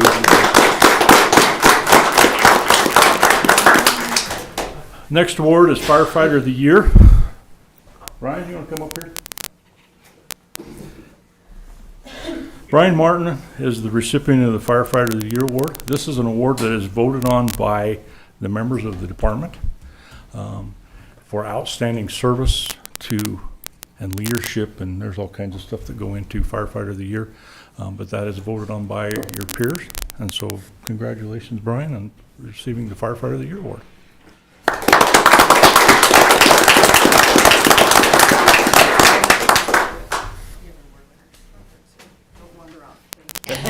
And the last award we have is the Chief's Award. This is an award that is selected by the chief himself and given to a individual firefighter for outstanding service and whatever criteria that the chief chooses to put together with that as far as a well-rounded individual. I'm not sure exactly all what he puts into that because that is something that he alone can choose, that individual, and can pick whatever traits and things that he chooses to for that Chief's Award. And that this year, that goes to Anthony Shepley.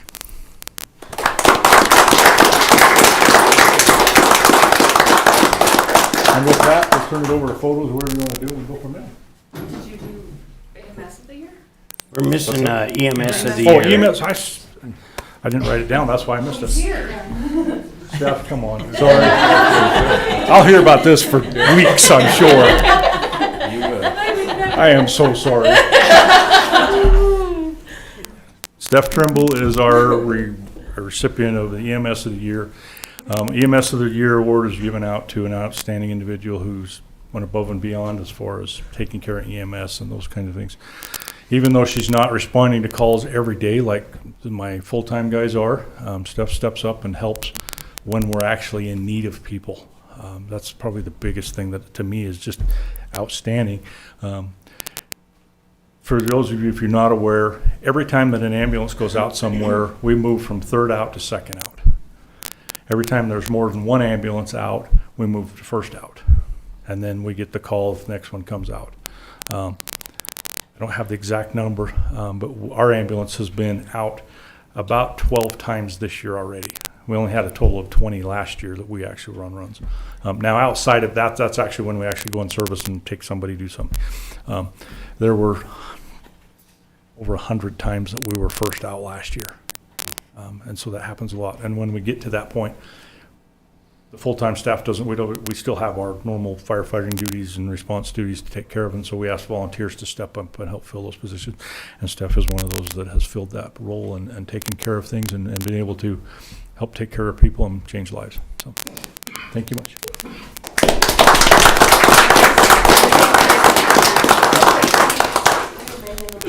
I tried.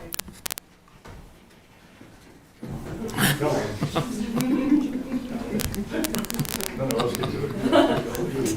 Where do you want us? Right here? You can just do it. Okay, so that. Yeah. Thank you, guys. Thank you. Thank you, guys. You do an amazing job. Thank you so much. All right. Next thing on our agenda is employee of the first quarter, and I will turn the floor over to Stephanie Paulson. Perfect. This is kind of an exciting night. So many awards. This is fantastic. So many recognitions. I am excited because we are already through the first quarter of the year, which is amazing to me. But we have a fantastic individual we're going to recognize tonight. So I'm going to invite Katie Schinkel to come on up. Come stand by me. So this is Katie, and she works in our recreation department, so you may have seen her over there. She was nominated by actually two different individuals. The first one, well, more individuals. The first nomination had 4 people on it, and then another separate one from that. We're just really excited. She, just give you some of the information that they sent in. She says that she always greets each guest personally, which is an amazing thing to do, especially in the recreation center, to be able to make everyone feel welcomed and happy to be there. She makes anyone and everyone feel like the rec is the place to be. Her attitude is contagious. She's full of energy and she's willing to help with anything. She creates an atmosphere at the recreation center that's welcoming and active for everyone. And the second one, nomination, says that Katie is an outstanding employee at the rec center. She's very helpful, kind, and understanding. And I love Katie since she started working here. She just has such a sweet smile. Jason is actually asked to come up and talk a little bit about you. So we'll turn the time over to him. Thank you. This is well deserved, and I'm your biggest fan, just so you know. Katie is awesome in so many ways. One very small example is our playgroup program that we started maybe a year and a half ago. It's for parents with children ages 5 and under, where they can come. Right now it's like Tuesdays and Thursdays from 10 to noon, and you can come with your tots and interact with, so they can interact together, but also the parents can interact as well. And Katie just took that program over on her own and has just turned it into something that is very popular. People look forward to it. The kids look forward to it. I love seeing these kids kicking and screaming when their parents tell them it's time to go because they don't want to leave. But Katie talks to the parents and pays attention to the toddlers, and she brings in new adventure and climbers and things for them to do and switches it out and changes the room around so it's not the same thing every time. I really appreciate everything you've done to help improve that program. She's absolutely a team player, always positive.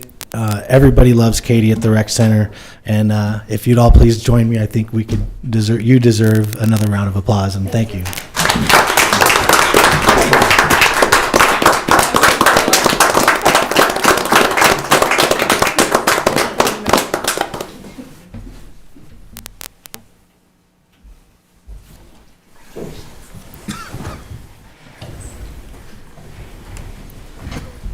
That was awesome. Congratulations, Katie. Thank you. Thank you. All right. Next thing on our agenda is Rawlins Carbon County Airport Board appointment. And it looks like we have 2 applicants and 1 spot. So I will ask, is Skylar Brooksby here? No, in my email to the council, I said that he was not able to attend due to a work conflict. Oh, okay. Okay, thank you. Sorry, I must not have read that, or I forgot, one or the other. All right, Doug Smith. And Doug, would you like to come up and tell us why you would like to be on the airport board? Well, primarily because I learned to fly at this airport. And I had a plane stationed out there for about 4 years. Finally sold it because I really didn't have a use for it. But I'd still like to be involved with aviation in Rawlins. Anyway, if I can answer any further questions. Anybody got any questions? I don't have any for you, Doug, but thank you for applying for this, this board. It's a very important one. And at this time, I would move to I would entertain a motion. Vice Mayor Sanger. I move to appoint Doug Smith to the Rawlins Carbon County Airport Board for the term ending January 31st, 2025. Second. Been a motion made and seconded to appoint Doug Smith to the Rawlins Carbon County Airport Board for a term ending January 31st, 2025. Is there any discussion? Seeing none, please open online voting. Online voting is open.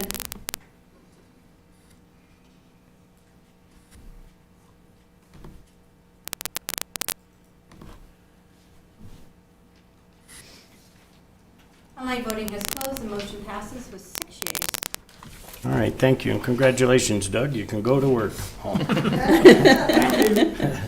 All right, now the next thing on our agenda is city manager report and staff reports. I'll turn the floor over to you, Tom. Thank you, Honorable Mayor, members of the council. I've got a couple items for you tonight. In the spirit of awards that we've seen tonight, different things, I'd like to announce that our very own Dabari Martinez has won the WHAM Honorary Member Award. Yes. And he will be presented with that June 8th in Cody, Wyoming at the WHAM convention at the Thursday night meeting.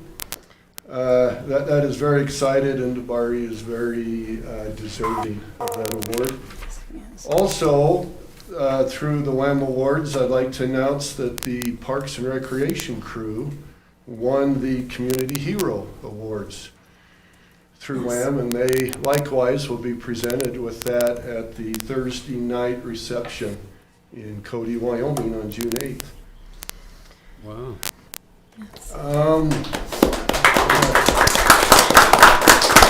Yeah, very well deserving. You know, we're into our budget season here, and so I have a few dates for you as to how we will proceed with the budget. The first reading of the budget, we will hold a special council meeting on May 10th at 5:30, and we will have the first reading of the budget. My goal is by Monday morning to have a draft of that budget, and I will email that out to the council, and if you would like a paper copy, let me know, and I will have that either prepared or we will deliver that to you if you would like, however you'd like to do that. And that should be ready Monday morning to do, and that will give you about a couple days before the first reading of the budget. The second reading of the budget will be at our Monday, June 5th council meeting. So during that meeting, we will do the second reading, and any changes that we have in the first reading or concerns that you have, we will take those and we will incorporate that into the budget. The third and final reading of the budget will be a special council meeting on June 14th at 6:30. And our budget has to be filed with the county by June 15th by state statute. So that is just the day before, but that'll give us roughly 9 days to put in any other changes after the second reading to get those in and then presented to council on the 14th. So that's how we will proceed with the budget. And that is my report. 6:30? Thank you. Is the budget always so close to the deadline? I mean, is that normal? Okay. Usually it is. We could do the third and final reading earlier. That was the date that seemed to work the best Okay, just for that. asking. But in future years, we will try to move it up a little bit. There's a lot going into this budget, so. Yes, I agree. Yep, but that's my report. Okay, thank you. Do you have anything for us, Wendy? I do not, sir. Okay. Direction from the city council to city manager and city attorney. Seeing none, we will. I just had a question for Wendy. Okay. Have you had a chance to review that Code of Ethics? I did a markup. Okay, all right. I've done a markup, but I haven't sent it out. Okay. You asked me to wait. Oh, the you next can, one. as soon as you have it marked up, if you want to send it over, and then we'll compare the one she's working on with yours, and see the corrections we need to make. And I get that misunderstood. right. I'm No, sorry. that's fine. I'll send it. I was just curious. Thank you. Is there anything else? Okay, seeing nothing, we will move on to unfinished business, and I would entertain a motion. Councilman Garner. I move to approve the third and final reading and waive the reading of the ordinance to amend Rawlins Municipal Code Section 10.15.070, failure to maintain liability coverage. Second. Been a motion made and seconded to approve third and final reading and waive the reading of the ordinance to amend Rawlins Municipal Code Section 10.15.070, failure to maintain liability coverage. Is there any discussion? Seeing none, please open online voting. Online voting is open.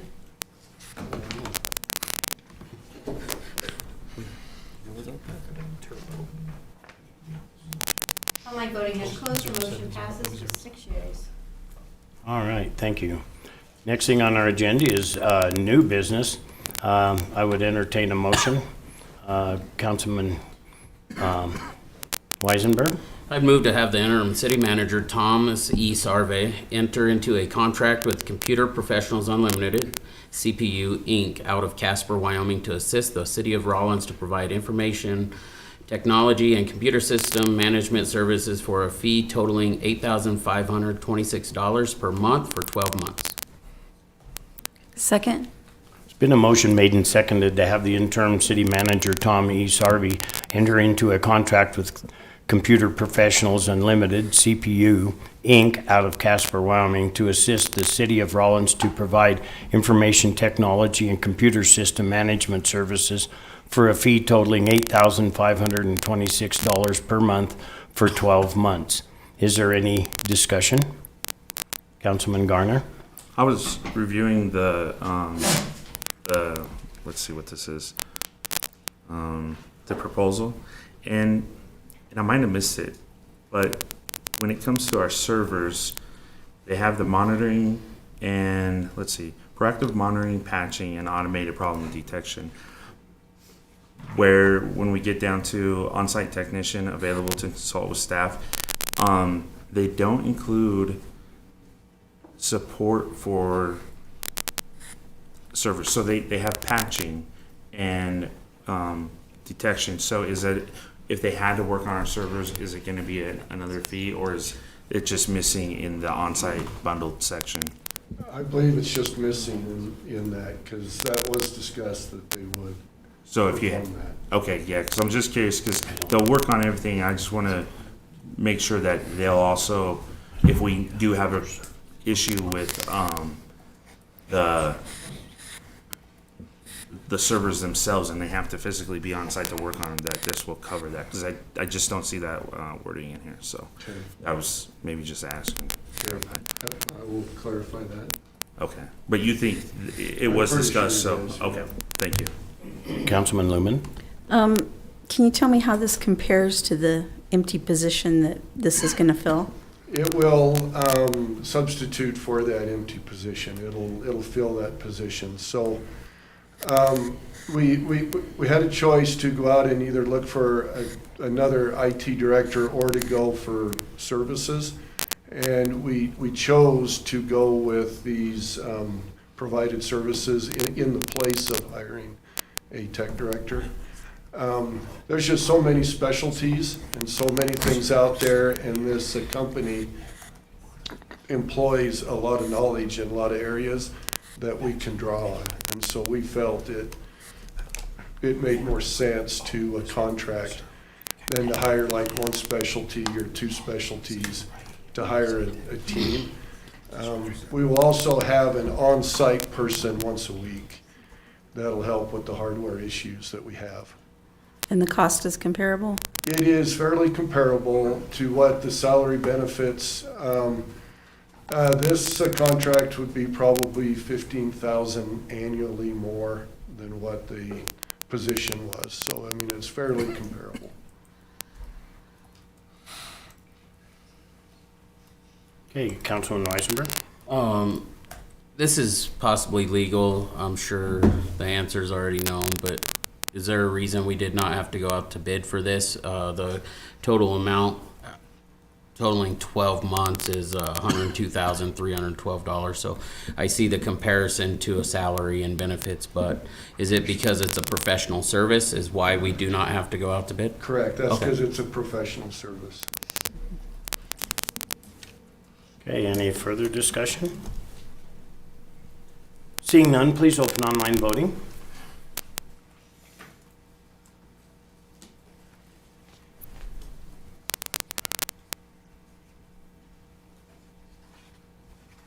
Online voting is open.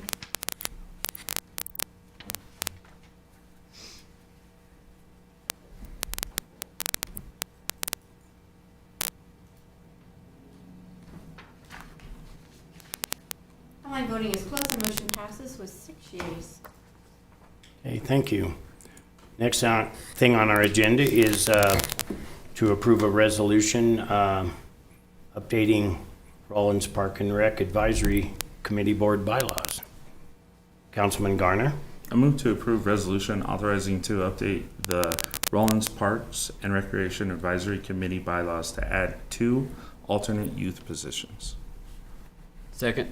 There's been a motion made and seconded to approve a resolution authorizing an update to the Rawlins Park and Rec Advisory Committee bylaws to add 2 alternative youth positions. Is there any discussion? Does anybody have any questions? If it's like the other thing, Yes.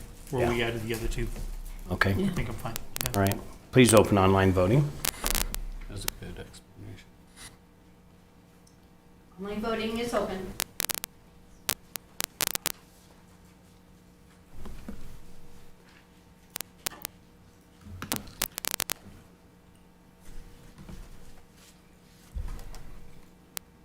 Online voting has closed. The motion passes with 6 yeas.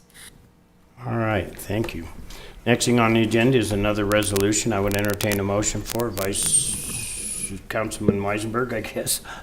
I'd move to approve the submittal of the resolution to the Wyoming Association of Municipalities, WAM, advocation for legislation to clarify the lien and assessment process by which municipal expenses for abating nuisance and dangerous buildings may be recovered.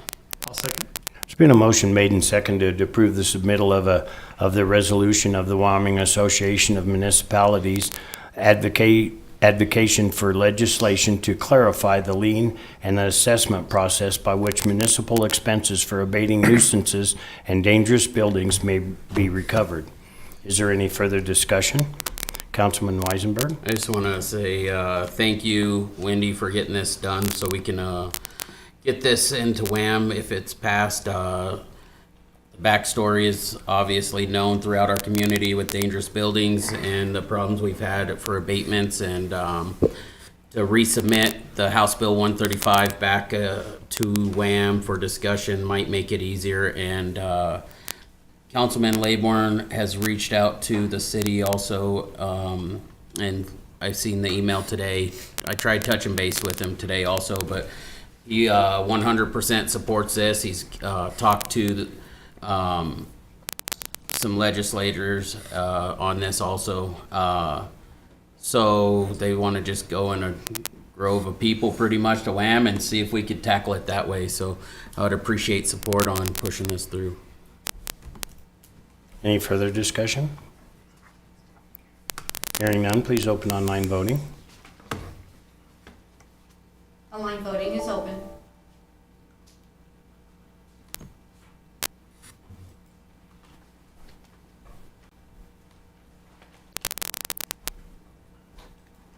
Online voting has closed. The motion passes with 6 yeas. All right, thank you. Now, before we go on to the next thing, I do want to, well, we're talking about WHAM. I do want to read this. This came from Joe Coyne. He was one of the instructors that was at our training Saturday, and he said, "Good news. WHAM received notice this morning that our training program is approved to meet the state's new mandate for public officers. I will talk to WHAM soon to figure out how we will handle the actual certification process, but this should mean that everyone who attended on Saturday will be certified." Isn't that wonderful news? Yes, that That's- is fantastic. It's incredible. That if you want to know what WHAM will do, that's one of the things that they helped us do. All right, so then the next thing on our agenda is an executive session. And Vice Mayor Sanger? I move that we go into executive session. I'll read the time at the end. Per Wyoming State Statute 164405, 92, to consider or receive any information classified as confidential by law, and to consider the appointment and employment, right to practice or dismissal of a public officer, professional person, or employee, or to hear complaints or charges brought against an employee, professional person, or officer, unless the employee, professional person, or officer requests a public hearing. The governing body may exclude from any public or private hearing during the examination of a witness any and all other witnesses in the matter being investigated. Following the hearing in executive session, the governing body may deliberate on its decision in executive session. Do I hear a second? A second. He needs to state the time, I'm so sorry. 8:23. Okay. Sorry. There's been a motion made and seconded at 8:23 to go into executive session. Is there any further discussion? Seeing none, please open online voting. Online voting is open.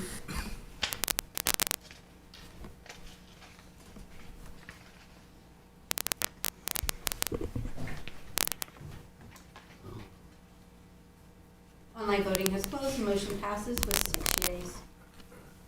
All right.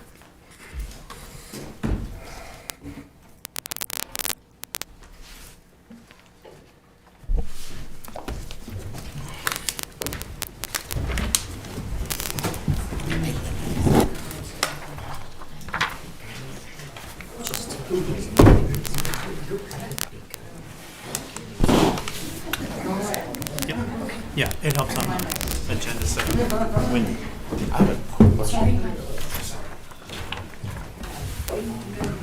Everybody stay live with sound.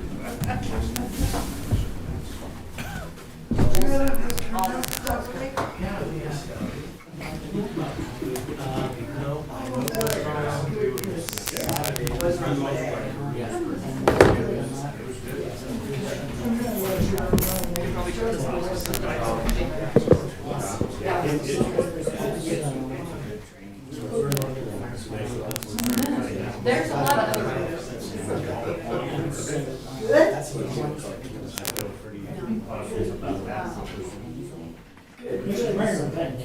You're welcome. Thank you. Hi. Have a good evening. Okay. Maybe I missed something.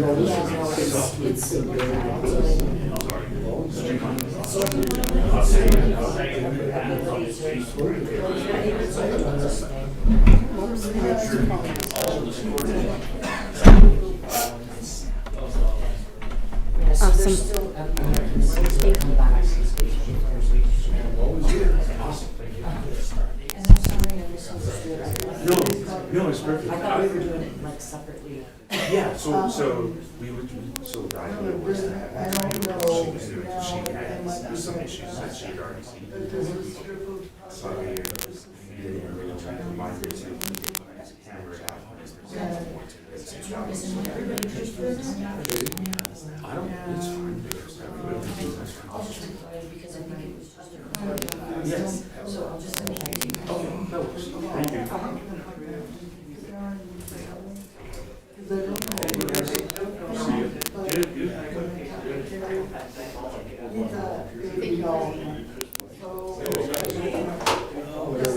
Your parcel is.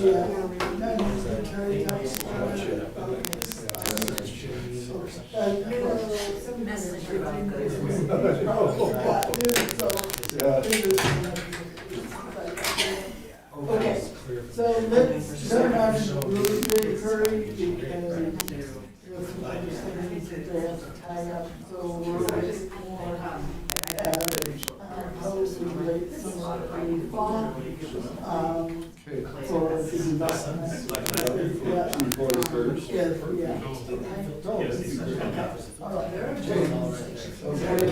Good night.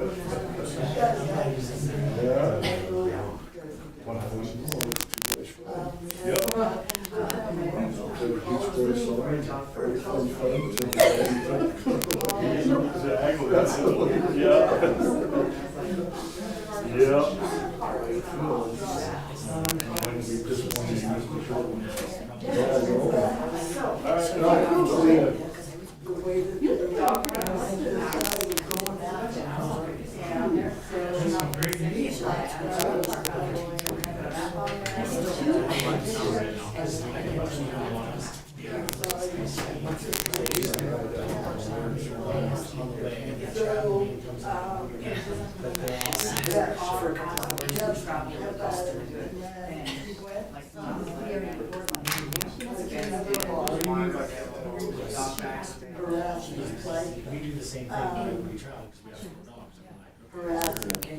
Any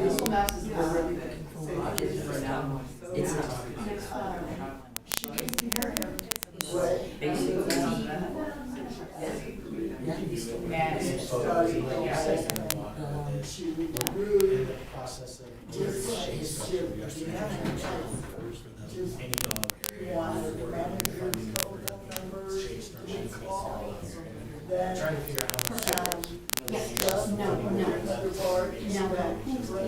we're still working on some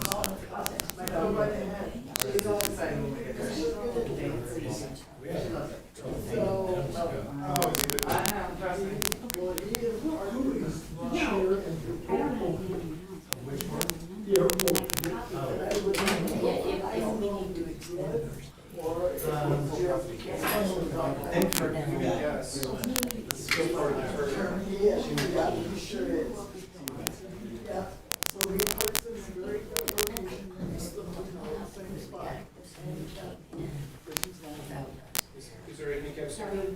Hi. Is it a guy or a girl? I'm always running with I always run. So he's part of the Hi. spot. I'm not able. Are you gonna be at the special Why don't you call us? meeting next week? It's a busy day. I'm going to try to be there as well. Next week is crazy. It's not, oh, the joint meeting, I'm sorry, I thought you were talking about the 10th. 10th is crazy. Yes, I will be at the joint meeting because, You're not. Bruce That's- won't, that's- the night, yeah. yes, I'll be there because Bruce won't. Oh, okay. Bruce's dad is We having don't have- surgery that day, so I'm the vice chair. Yeah. It's, I will definitely be Well, there. Thursday I'm getting the end of surgery, so. It's in here. It is in here. So how do we, does one board sit up there and one board sit down here? We'll just mishmash. Yeah, and I think Sonia will have it all worked out. She'll probably talk to She's a him. lot better than that. That's okay, I just, I know. I'm usually one that shows up early, so I didn't want to go sit someplace that No, was. Sonia will have everything, and I will just reach out to her tomorrow. And I'll just be hanging out in case anybody else. Well, I've been reading through it and I know the numbers sound like we're a specific. Quite a few, but I think there was one most of the guys there. What do they call it? Complex, what do they call that? Because we wanted that. Oh, So, good. Glenn, that she's, it's like, feeling that she's gonna have a lot to say I about wrote, that. I'm reading up on it. But I have some so questions. this is. That's. As I was going through it, I was like, why Is is 1, 2, 3. this in this category, but I'm not seeing it in this category, where it makes sense to be in this category, like the housing. Yeah, no. Those different, some like, And that's why I. maybe there's a reason why they're not issued. With how did I put it the other day? I stick with the continuity. Wow.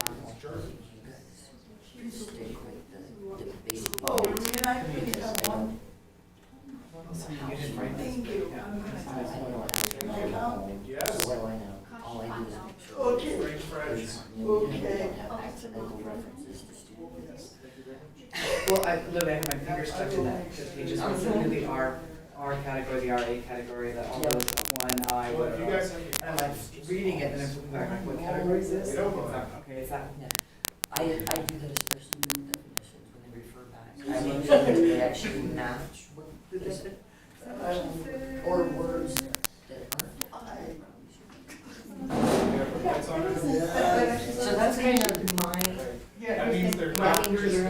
Okay, yeah, I'll definitely be on the 9th. The one on the 10th, the special meeting on the 10th. And send this for the first round of the budget.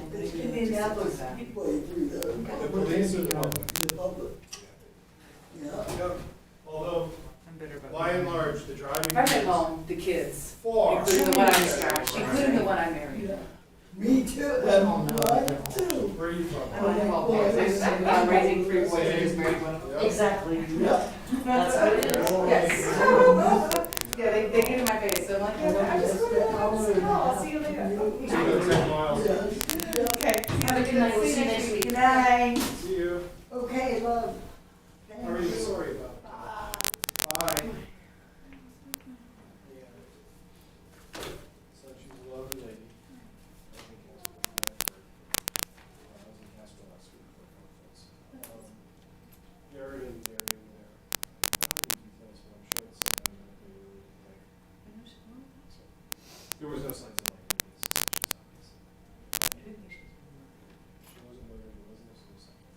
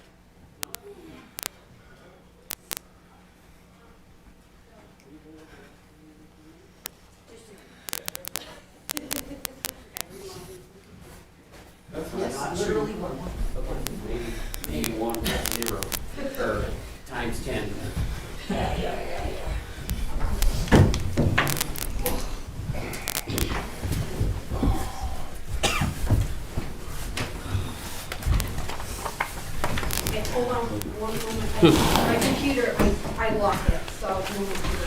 We all gotta catch up with you. We threw them off tonight, getting out of this if we can. Are you ready, Lynn? They're at my party. Myra's office.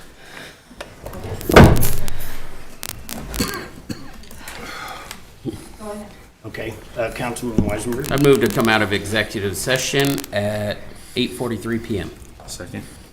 Been a motion made and seconded to come out of executive session at 8:43 PM. Is there any discussion? Hearing none, please open online voting.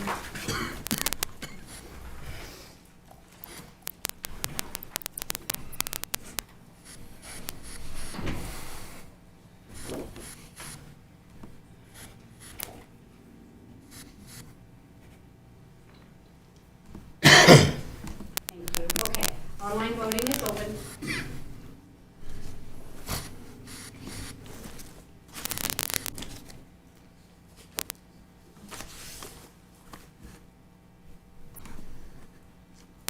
Online voting is closed, the motion passes with 6 yeas.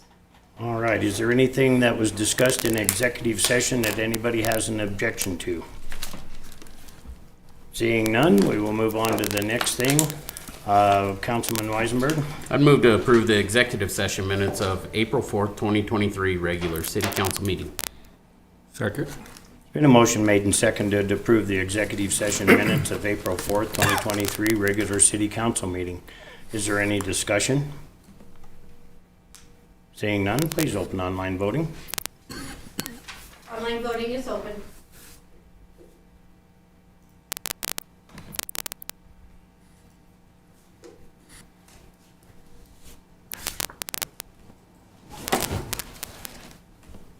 Online voting has closed, the motion passes with 5 yeas and 1 abstain. The 1 abstain is Councilmember Gardner. Is that correct? Okay. Yeah, I just- sorry. No, I just want to make sure we got. It's not my computer being funny this time. Okay. I just want to make sure everything. All right, thank you. If there's nothing else to come in front of this body, I will adjourn this meeting, noting that the next meeting will be May 10th, special council meeting at 5:30, and then May 16th, council meeting notice at 7:30. So, So the special council meeting, there will be dinner provided for everybody, all right? So I will have dinner for you all. Okay. And I believe the 16th, there should be a work session. I have not gone through it all with the mayor and vice mayor and the department heads. But yeah, it will be, if there is, it will be. Okay? Thank you. okay. All right. Well, thank you all. Thank you. Goodbye. Goodbye. Bye.